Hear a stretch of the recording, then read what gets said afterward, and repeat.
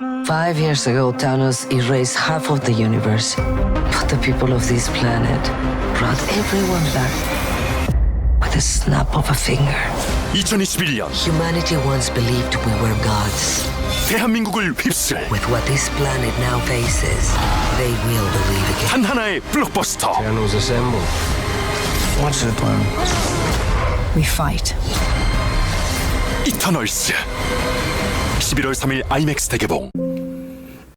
네, 여러분 안녕하십니까. 어제 이해해 주셔서 너무 감사드리고 오늘 중요한 공지를 말씀드리겠습니다. 그리고 이터널스 영화 예고편 형식 그러한 어떤 방식을 제가 인용해서 차용해서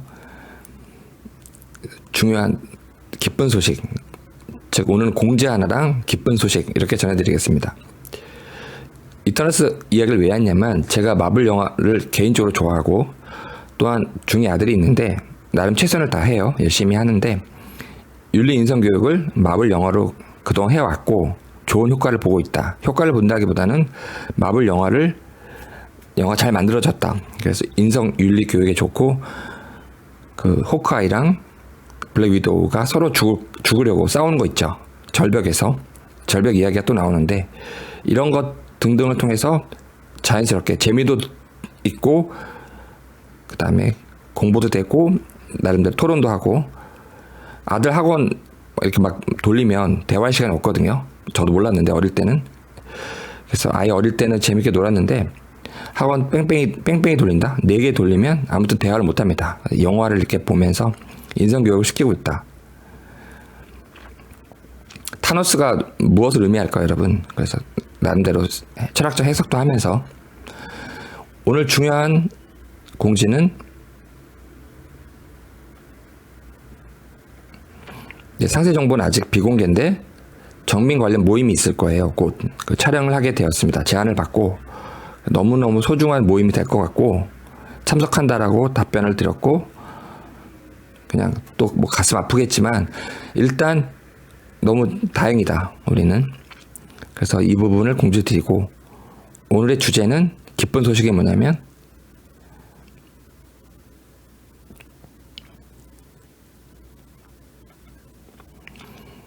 네, 기쁜 소식 전에 제가 잠시 우리나라에서 최근에 기존의 대법 판례를 전부 뒤엎는 새로운 판례가 나왔다고 말씀드렸죠. 예전에 살짝. 이걸 말씀드리려고 하는 것은 아니고 새로 나왔는데 기존의 걸 다 뒤엎었어요. 근데 제가 이걸 싸워왔다. 제 판례라는 이야기가 아닙니다. 제가 이 부분을 엄청나게 싸웠습니다. 저는 이 주의 의무 관련된, 그래서 저작권 관련된 건데 주의 의무 관련된 거예요. 그래서 주의 의무 관련됐다는 게 핵심입니다. 정민 사건도 주의 의무 나오고죠. 구조 의무가 주의 의무입니다, 여러분. 그게 저작권과 연결됐기 때문에 이 사건이 중요한데 제가 어떤 주의 의무를 얘기했냐면 방조다. 이건 저작권 방조다. 저는 이렇게 주장해 왔습니다. 실질적 사건도 있는데 이 사건은 아니고 다른 사건에서 서울고법, 대법까지 갔던 다른 사건에서 다루었고 그리고 엄청나게 제가 이걸 주장하는 편이에요. 잘못됐다. 기존 거 잘못됐다.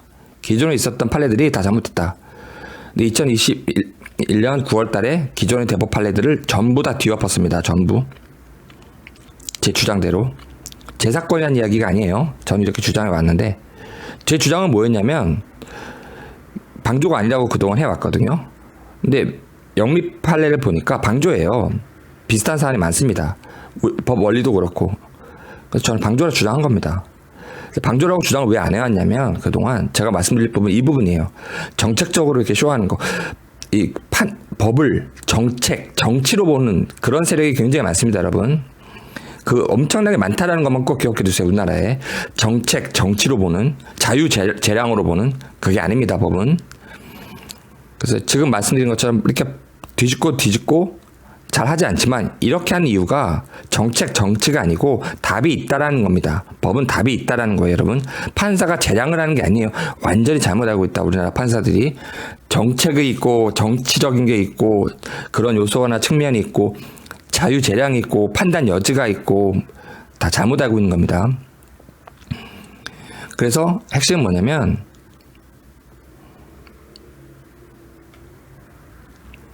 예전에는 확립된 판례가 있어요. 대법원에.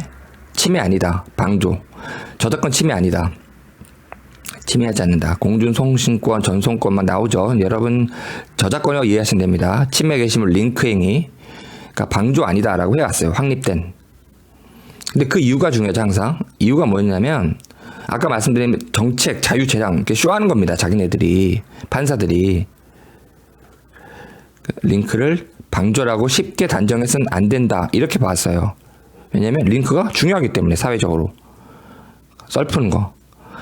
충격적인 게 굉장히 많다는 거 기억해 두세요. 이런 변호사들 만나시면 안 됩니다. 썰 푸는 사람 굉장히 많아요. 쉽게 단정할 수 없다. 이렇게 결론 맺고 결론 지향적, 결과 지향적으로 얘기하거든요. 이렇게 가는 게 많은데 이거랑 다른 문제다라고 하면서 파기한 겁니다. 즉 영리적 계속적으로 한 행위를 링크를 어떠한 경우에도 침해 아니라고 보는 건 잘못이다. 어떠한 경우 고정된 절대적, 일반적 이런 걸 다 치우라 이겁니다. 절대적 어떤 일반 명제적 그다음에 절대적 고정적 사고를 없애라. 영리적 계속적으로 한 경우는 달리 봐야 된다. 그래서 칸트가 잘못했다는 것도 뭐였다고 제가 말씀드렸죠? 그 위대한 세상이 잘못된 게 아니고 명제를 잘못 만들었어요. 절대적으로. 절대적으로 만드는 건 다 잘못되는 겁니다, 여러분. 나중에 다 바뀌어요. 따라서 영리적 계속적 행위는 달리 본다. 달리 본다. 쉽게 단정해서는 안 된다. 이렇게 정책을 쓰면 안 됩니다, 여러분. 그래서 법을 찾아야 되는 겁니다. 기존의 대법 판례 전부 다 뒤엎었다. 우리나라에서 오늘의 주제입니다. 오늘 영상의 주제.